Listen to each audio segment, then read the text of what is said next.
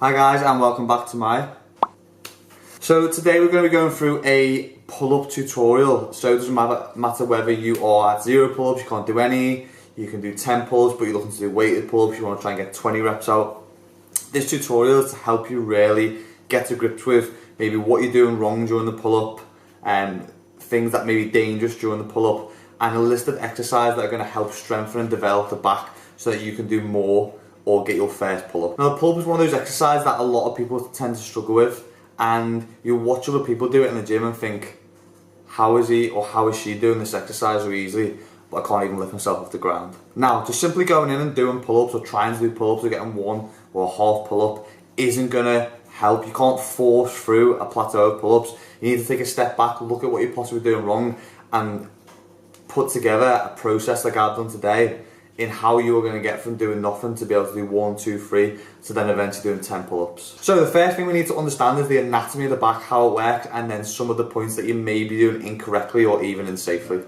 Now the first thing that we're going to go through is going to be the anatomy of the back and just seeing what muscles that we're going to be working as we go through the pulling exercise. As you can see from here, we're going to be using a lot of the lats, we're going to be using the rhomboids, we're going to be using the scapula to retract, the traps, and also the biceps brachii and the brachialis as well, which is going to come into play, but we want to try and not utilise too much because we want to rely on the back muscles and the lats doing most of the work for us.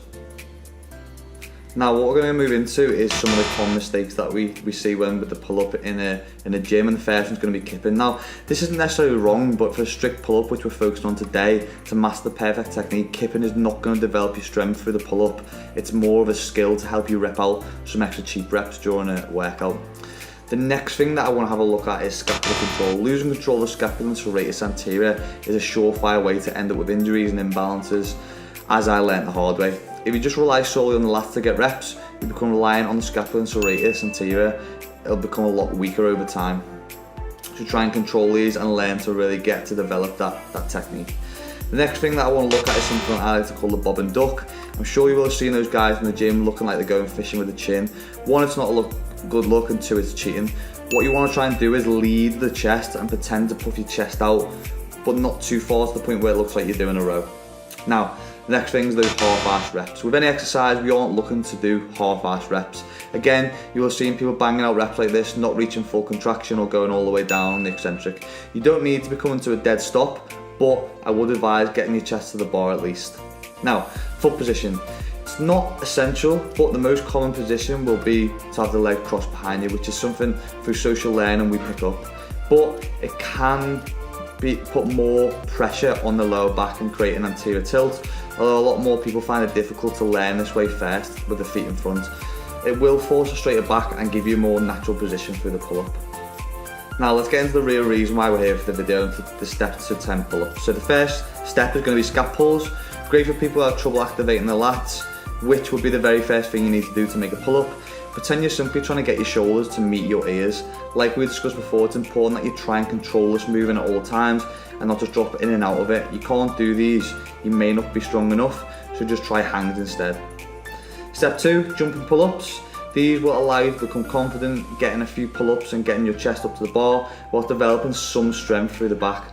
During the jumping pull-up movement, you will be working the muscle groups that are needed to perform the strict pull-up, eventually in just a way to strengthen these, retract the scapula, and of course control depression, etc. Step 3 is going to be negative pull-ups. These are a little bit more difficult. Use a bench to get your body to the bar. Hold that top position for maybe a few seconds and lower yourself very slowly until your arms are straight. Try to get 2 to 4 reps, as these can be really difficult, but a great way to build up the eccentric strength and the quickest way to build up to your first pull-up. It'll also help you to start to develop the upper back position and the shoulder engagement.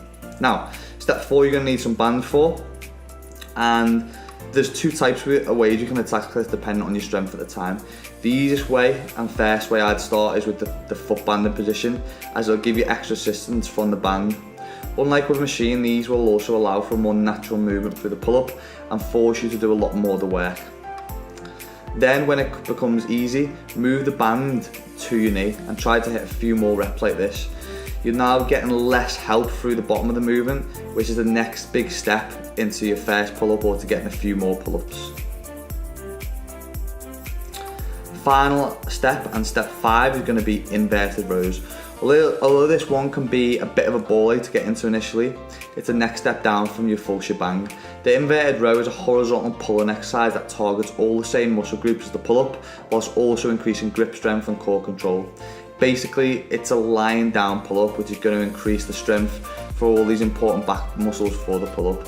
All you'll need is a Smith machine, some willpower for this one.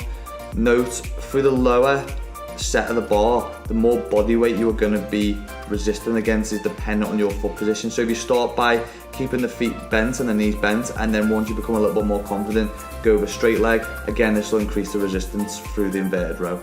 Hope that video was helpful, guys. What I would recommend doing is revisiting those exercises from start to finish and trying to even get kind of 5 to 6 reps of each given exercise. If you can't hit the 5 rep range, then I'd stick in that stage or that step and try and master it before moving on to the next one and then going into the pull-up. If you found this video helpful, please give it a massive thumbs up and a like, and if it's your first time visiting my channel, then please subscribe, and I'll catch you in my next video.